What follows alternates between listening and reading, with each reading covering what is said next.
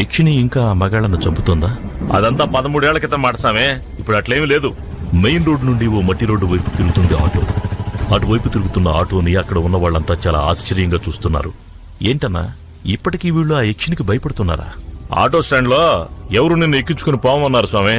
నేను కూడా కొంచెం దూరంలో ఆపుతా, అక్కడి నుంచే నువ్వే పోవాలి స్వామి. అయినా ఎందుకింత భయం? 13 ఏళ్ల క్రితం నువ్వు ఎక్కడ లేవు స్వామి. ఉండుంటే నువ్వు కూడా అట్లే భయపడి ఉండేవాడివి. అప్పట్లో ఓ రైటర్ బాబు ఉండేవాడు.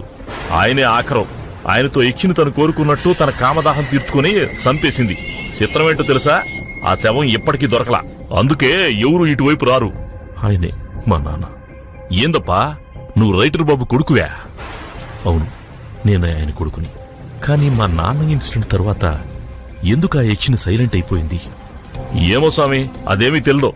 ఆ రైటర్ బాబుతో తన కామదాహం తీర్చుకున్నాక యక్షిని శాంతించిందని ఊళ్ళో వాళ్ళంతా చెప్పుకుంటుంటారు. నేను అంతే అనుకున్నా. కామదాహం తీరిపోతే చంపడం ఎందుకు? అయినా నేను విన్నంత వరకు ఆ యక్షిని రక్తం తాగి చంపుతుంది. కానీ మా నాన్న విషయంలో రూమ్ నిండా రక్తం ఉంది. యక్షిని మా నాన్న రక్తాన్ని ఎందుకు తాగలేదు?